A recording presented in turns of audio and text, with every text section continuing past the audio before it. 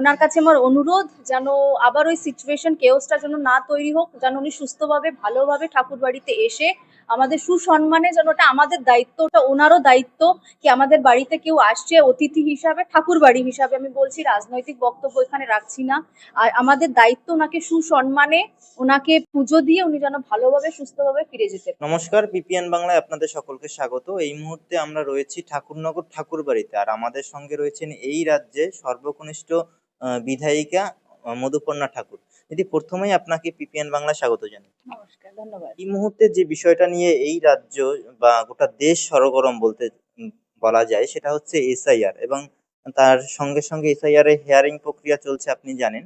কিন্তু যে বিষয়টা দেখা যাচ্ছে যে প্রবীণ মানুষ, বয়স্ক মানুষ, অসুস্থ মানুষ, তারা হিয়ারিং এর জন্য যেতে বাধ্য হচ্ছেন এবং হেনস্থার শিকার হচ্ছেন। এই বিষয়টা আপনি একজন তরুণ নেত্রী হিসেবে কি বলবেন? এটা সত্যি, আমি নিজেই বাগদার বিধায়ক হয়ে, মানে একটা সাধারণ একটা বিধায়ক ছাড়াও আমি একটা ভোটার হিসাবে আমি বলবো যে এটা একটা খুবই মানে খুব একটা দুঃখিত আমি যে আমার বাগদা বিধানসভা এমন পরিস্থিতি যে বয়স্ক মানুষ 80, 85 প্লাস, তারও বেশি। আমিও কালকে গেছিলাম ভিজিটে ক্যাম্পে, সেখানেও দেখেছি এত বয়স্ক ঠাকুর দাদা, মানে আমার ঠাকুমা দাদু দাদু আমার মতন বলতে পারি, তারা এরকম যাচ্ছে। এবং এর থেকে ভালো হতো যে মানে যারা সরকারি আধিকারিকরা আছে তারা যদি ওনাদের বাড়ি বাড়িতে গিয়ে যদি করা হতো, এটা মনে হয় আরো ভালো হতো। সাধারণ মানুষের জন্য এত হেনস্থা, এত হ্যারাস হওয়া লাগতো না, সেটা আমি বুঝি। কিন্তু এই যে অসুস্থ মানুষ যারা রয়েছেন তাদের আসতেই হচ্ছে, নইলে বলা হচ্ছে যে যদি না আসা হয় তাহলে নাম বাদ চলে যেতে পারে, এবং ভয় পাচ্ছেন প্রচুর মানুষ। এই বিষয়ে পিপিএন বাংলার বিভিন্ন এসআইআর সম্পর্কিত যে খবর প্রকাশ হয় সেখানে কমেন্ট করছেন যে আমরা তো যেতে পারবো না, বা আমরা বাইরে রয়েছি, তাহলে আমরা কি করব। আর এই বাগদা বা এই সীমান্ত অঞ্চলে, এই মতো অধ্যুষিত অঞ্চলের প্রচুর মানুষ রয়েছেন যারা মহারাষ্ট্রে কাজ করেন, অন্য রাজ্যে কাজ করেন, অনেকে আসতে পারছেন না। তো তারা কি করবেন সেই নিয়েও তারা একটু ভয় রয়েছে। সেটা তো অবশ্যই। তারপরেও আমাদের পরে একটা হয়েছিল, যদি ইনকেস যদি কেউ আসতে না পারে তাহলে একটা পরিবারের একজন, ইনকেস বা পরিযায়ী শ্রমিক যারা আছে বাইরে যারা থাকে, যারা আসতে পারছে না, হয়তো মহারাষ্ট্র কোথায় দিল্লিতে কাজ করছে, তাদের পরিবারের যে কেউ একজন যদি যে হিয়ারিংটা করতে পারে, সেটা একটা সুবিধা আমাদের সরকার দিয়ে দিয়েছে। আমাদের মাননীয় মুখ্যমন্ত্রী হয়তো এত লড়াই করার পরে, এত অনশন হয়েছে, আমরা জানি আমাদের ঠাকুর বাড়িতেও অনশন হয়েছে, এতই লড়াই করার পরে একটা পজিশনে এসেছি আমরা, কি যেখানে বলা হয়েছে যে মানে পরিবারের কেউ একজন যেন যেতে পারে।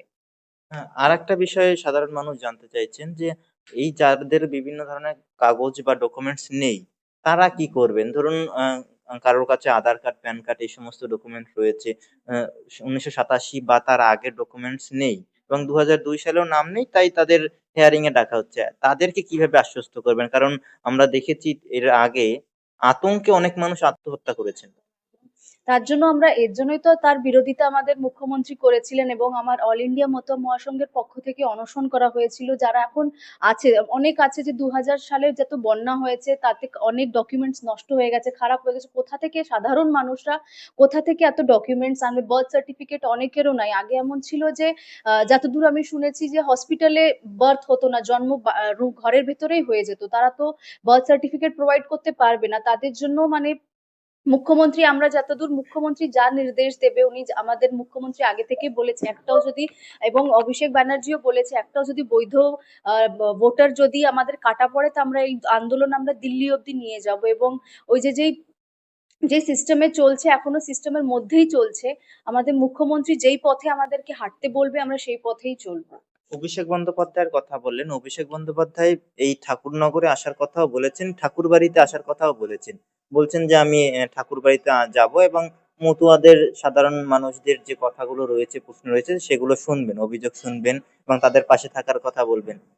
এই বিষয়টা আপনি এই ঠাকুর বাড়ির একজন মেয়ে হিসেবে কিভাবে দেখছেন? আমি এটা আগেও বলেছি, আমি খুবই গর্বিত যে আমি একটা পরিবারে, এমন একটা পরিবারে জন্ম নিয়েছি যেখানে যে কেউ আসুক না কেন, যে দলের, যে দলেরই মানে নেতা আসুক, প্রধানমন্ত্রী থেকে শুরু করে এই বাড়ি থেকে সবাই এসছে, আমাদের মুখ্যমন্ত্রীও এসেছে। সেখানে মতুয়া হিসাবে আমি খুবই আনন্দিত, গর্বিত। আমি একটা এমন পরিবারে আমি জন্মগ্রহণ করেছি যেখানে মতুয়াদেরকে, মানে ঠাকুরনগরে বাগদার, সরি, বনগায় যদি কেউ যদি নেতা এসে থাকে তাহলে সে আমাদের ঠাকুর বাড়িতে আশীর্বাদ নিতে আসবেই। এটা আমাদের মতুয়াদের জন্য, আমি মতুয়া হয়ে আমি খুবই গর্বিত এবং অত্যন্ত আনন্দিত। অভিষেক বন্দ্যোপাধ্যায়কে আসতে দেওয়া হবে না যদি পুলিশ বা মানে সেইভাবে আসা হয়, প্রচুর সিকিউরিটি ফোর্স নিয়ে আসা হয়, তাহলে ঢুকতে দেওয়া হবে না এই ঠাকুর বাড়িতে।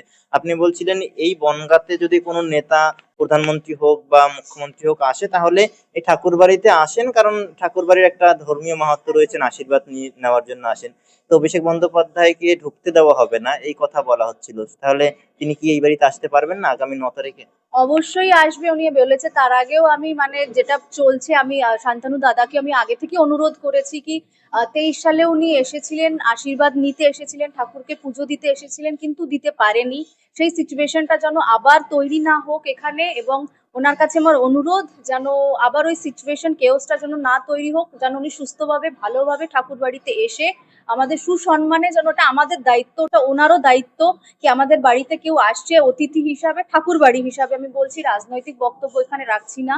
আর আমাদের দায়িত্ব ওনাকে সুসম্মানে, ওনাকে পুজো দিয়ে উনি যেন ভালোভাবে সুস্থভাবে ফিরে যেতে পারে। মানে সেটা অভিষেক বন্দ্যোপাধ্যায়ের জায়গায় যদি অন্য দলের অন্য কোনো রাজনৈতিক নেতৃত্ব আসেন, তাহলেও আপনি কি একই কথা বলবেন? অবশ্যই, এটা ঠাকুর বাড়ি, এখানে যে কেউ আসতে পারে, যে কোনো রাজনৈতিক পদের যে কোনো সবাই আসতে পারে। সেটা মানে যখন বলতে পারি, হ্যাঁ আমি যদি ঠাকুর বাড়ির বাইরে যদি আমি থেকে থাকি, তয় নয় আমরা তৃণমূল, বিজেপি, সিপিএম করতে পারি, কিন্তু ঠাকুর বাড়িতে দাঁড়িয়ে আমরা রাজনীতি, আমার মনে হয় না এটা করা উচিত, না এটা আমি করি। যে আর একটা বিষয়, অভিষেক বন্দ্যোপাধ্যায় আসার উদ্দেশ্যও অনেকটা সেটাই রাজনৈতিক বিশ্লেষকরা মনে করছেন, যে যেহেতু মতুয়াদের বড় অংশ বাংলাদেশ থেকে এসেছেন, ওপার বাংলা থেকে এসেছেন, উদ্বাস সেই নিয়ে আন্দোলনও হলো তাদের নিঃশর্ত নাগরিকত্বের জন্য।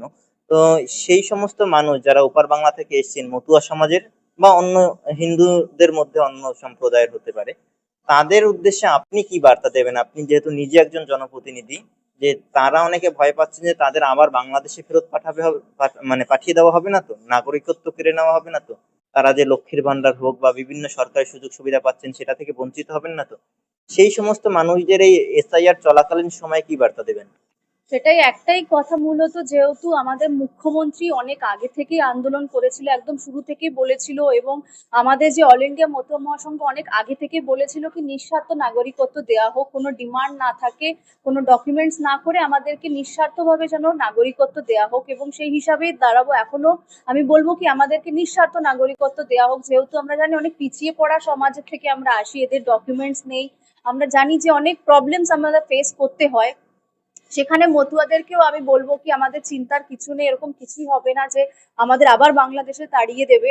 তার জন্য আমাদের মুখ্যমন্ত্রী এবং আমরা যতদূর আমরা মানে ঠাকুর বাড়ি থেকে যতদূর ফাইট করার আমরা করব, মতুয়াদের পাশে আমরা আছি, যেহেতু মতুয়াদের জন্যই আমাদের এত বড় পদ রয়েছে। এখন যদি ওনাদের ভোট নিয়ে যদি আমরা ভুলে যাই, এটা তো সম্ভব নয়। তা সত্ত্বেও যতদূর আমাদের প্রয়োজন, যদি আন্দোলন চলতে থাকে আমরা চালিয়ে যাব।